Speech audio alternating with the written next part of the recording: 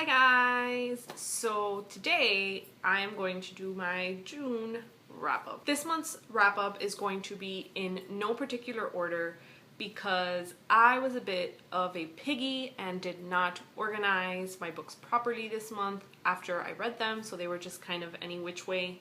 So yeah, let's just get started. The first book we are going to talk about is Amelia Bedelia by Peggy Parrish and pictures by Fritz Siebel, and this is the 50th anniversary edition of this book. This was one of my favorite series growing up. I kind of just really loved how weird and kooky and completely random Amelia Bedelia was. So when I saw that they had this, I decided to pick it up, and it was so cute. It literally took me like maybe 5 minutes to read, but it was really cute, and I really like the illustration style. It reminded me of when I was little and I used to read books in the library. They have recently updated Amelia Bedelia's look, which super annoys me. I don't know if you can see her there. She's now like a little girl instead of a maid, and I am not okay with that, for the record. This gets all the stars. Next, we have the entire Grisha series trilogy. I had been basically hoarding Shadow and Bone and Siege and Storm so that I could read all of them once the lovely Ruin and Rising came out. So I started reading it, I want to say a day before the books came out, and I marathoned them, and I absolutely love them. I am not going to say much because I do want to do a full review on the series as soon as I have time. But basically, I loved Shadow and Bone. I was just with Siege and Storm, and I loved Ruin and Rising. There were tears, people. So I want to say I gave this either 3.5 or 4 stars. I want to say I gave this about the same, and this got 4.5 stars. It still wasn't a perfect finale for me, but it was really, really good. Next we have The Invention of Hugo Cabret, and I really don't know why I hadn't watched this movie previously. It's been out for a while, and I've heard really great things about it, but for whatever reason it never really piqued my interest. And then one day I decided to pick this book up. I think it was because I had seen somebody, I can't remember who, say how great it was on BookTube, and I loved it. I read this book in a couple hours maybe. The way that it's done is more of like a graphic novel meets children's book, and the story is just really beautiful and enchanting, and it's a really nice story. I recommend it for adults and children. I want to say I gave this 4.5 stars. Yeah. Next is The Boyfriend List by E. Lockhart, and this is book 1 in her Ruby Oliver series. She has, from what I can tell from the back cover, 3 more in this series. I bought this on Book Outlet kind of on a whim because it was pretty cheap, and I thought that one of those days that I had just finished reading a really heavy book, this would be a perfect book to pick up. I want to say I picked this up after finishing City of Heavenly Fire, which gave me a walloping at the end of last month, so I wanted to read something lighter. I think that's when I read this, and I was not in love with this story. It was very short, so despite the fact that I didn't love it, I continued reading it, but I'm not going to continue reading the rest of the Ruby Oliver books. They just, I don't know, I just didn't love her, and I found the writing style to not really be engaging enough for me to keep reading it. So yeah, I want to say I gave this 2.5 stars. Next, and it's a whopper, I finally finished American Gods by Neil Gaiman on audiobook. I felt like this took years off my life. I probably could have read this in actual book form in 2 nights, and I was listening to it for about a month and a half. It was 20 plus hours of listening to this story, and I don't really know what to say about it. It's not as confusing as An Ocean at the End of the Lane. It's kind of just a road trip story that goes nowhere, in my opinion. I really hate talking badly about Neil Gaiman's work because I do love so much of what he does. But I feel like anything of his that's hyped, I am immediately gonna go into it with preconceived notions and be severely disappointed, like I was with An Ocean at the End of the Lane.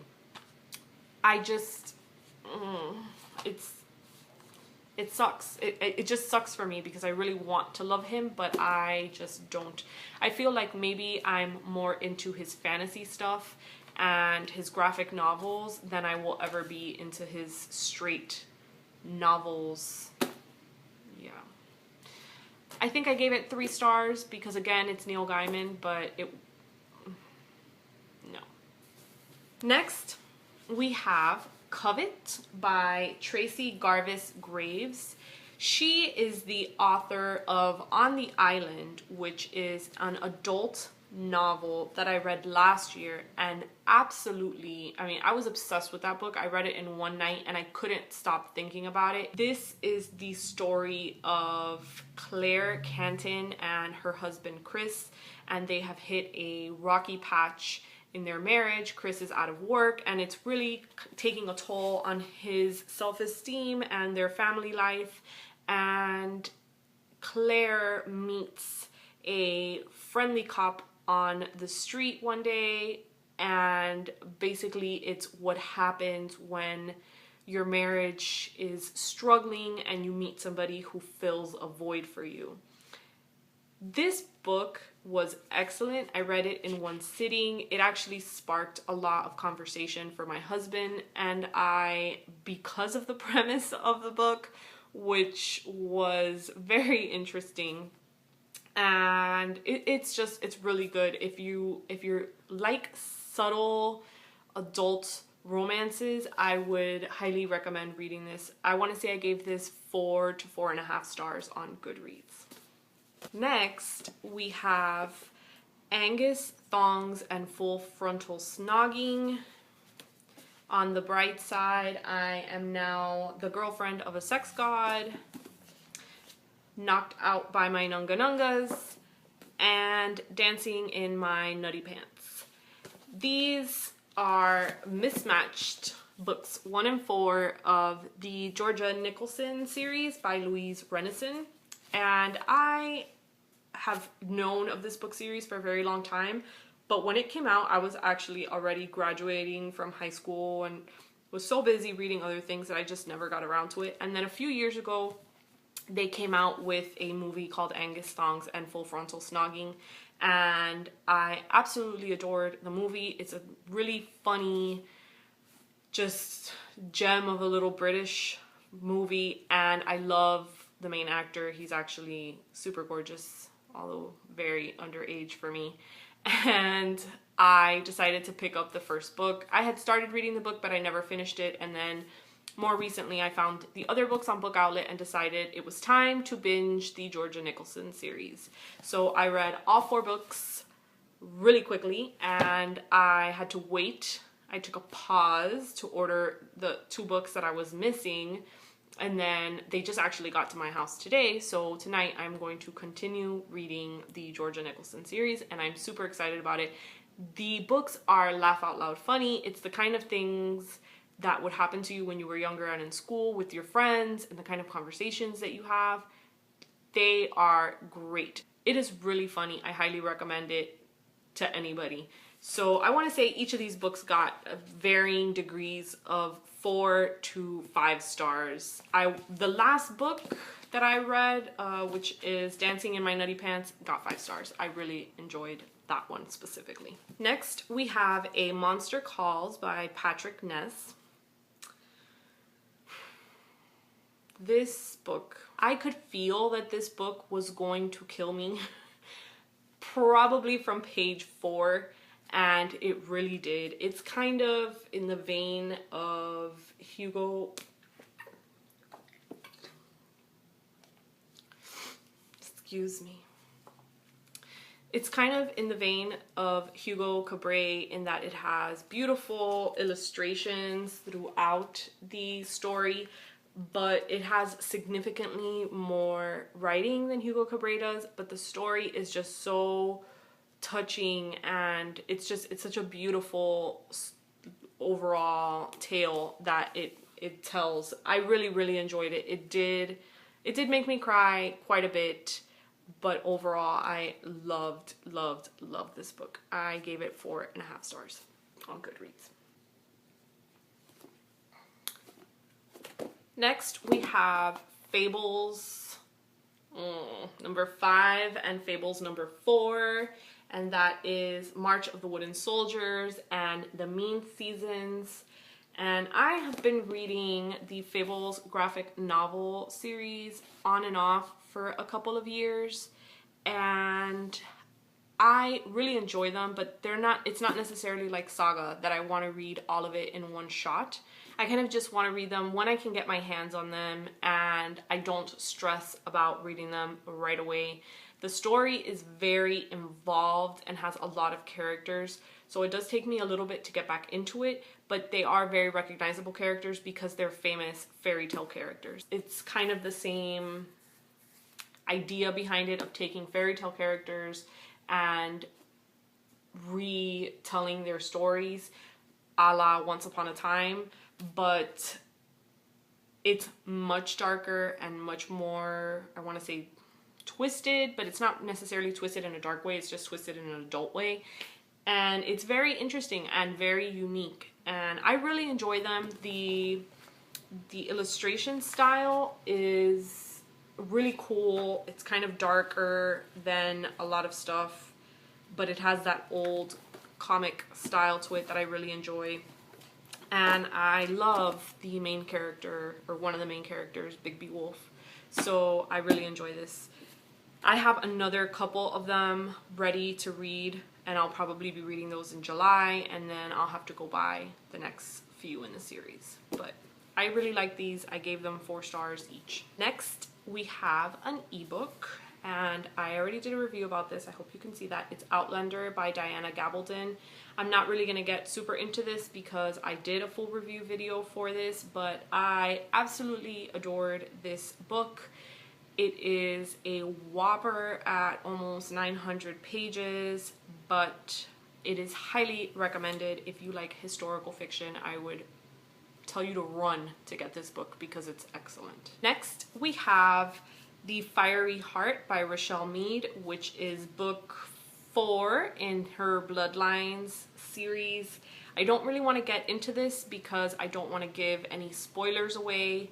I will say that this book is in dual perspective, and I really loved the perspective of Adrian, but I feel like at this point in the series I'm kind of a little bit over Sydney. So yeah, it was just all right for me. It took me all month to read this. I read this between the physical book and my Nook, and it just dragged and dragged and dragged and dragged for me. So yeah, it was just all right. I want to say I gave it 3.5 stars. Next, I listened to a couple of audiobooks while I was working, and I don't have them here obviously, but I listened to Looking for Alaska by John Green, which I really loved. I have to say I did not like Alaska, but I am obsessed with Pudge. He is the best. I absolutely love him. So I want to say I gave Looking for Alaska 4 stars. It was surprising for me because, as I've said in my previous videos, I've not been a huge John Green fan prior to The Fault in Our Stars, just because I tried to read An Abundance of Catherines and it wasn't for me. But I really enjoyed Pudge as a character and the other side characters minus Alaska, so that was good. And I listened to it really fast. I think it took me 2 days at work. So if you don't have the time to read it, consider doing an audiobook because it has a great narration and it was a really fun listen. Aside from that, I also listened to The Unbecoming of Mara Dyer by Michelle Hodgkin. I'm gonna go with Hodgkin. And I have had that book specifically on my TBR for a very long time, but not so long ago I read a review and somebody said that it was a little bit on the creepy side, and I am a giant chicken turd. So I did not want to get into a book that was going to traumatize me and then I would have to go to sleep at night.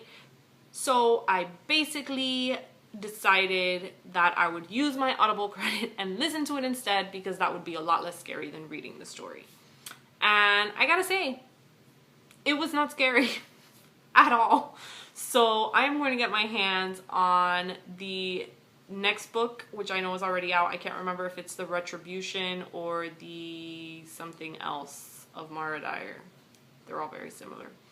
And hopefully read that soon. I know that the third and final, I believe, book in the series is coming out hopefully in the fall, because it keeps getting pushed back. And I'll have read the second one in time to read the third one. All I'm gonna say is I absolutely loved Noah. It was narrated by Chrissy Romano, who used to be on Nickelodeon, if I'm not mistaken, and she did really, really well with all the voices, with the exception of Noah. So that was the only thing that kind of sucked about the audiobook. But overall, I really enjoyed it. I gave it 4 stars. And lastly, which is actually probably one of the first books I read this month, but whatever, is The Gentleman Bug by Julian Hector. And can we please just talk about how adorable he is? This is a children's book that I had never heard of before, but I saw it and I had to get it because it was super cute. And it's just the story of this tiny little bug and how he likes to dress up and like a gentleman and read. That's kind of the whole thing of the book. And I was a little disappointed. I mean, it was adorable, but I was a little disappointed in the story because, I mean, there wasn't a lot of story. It was more than anything just really cute pictures with a few words here and there. But it was cute. So I want to say I gave it 3 stars on Goodreads. So yeah, I mean, that's it. 20 things in total, which is a really good month because I have set myself a goal for my summer reading to finish 50 books by the end of August. And with 20 down this month, that means as long as I read 15 in July and 15 in August, I will be golden. And that's really exciting because I've never had a 50 book summer. So hopefully I can make it. Let me know if you've read any of the series that I showed you today. I'm really interested to know if anybody has read the Georgia Nicholson series and what they thought about it. I'd love to talk about it because I personally don't know anybody who's read it, and I have so many thoughts about it, which is really funny because it's, you know, about a 14-year-old, but whatever. I would also love to hear anybody's thoughts on the finale of the Grisha series. So let me know down below what you thought about it and if you were satisfied with the ending. And I will see you in my next video. Bye!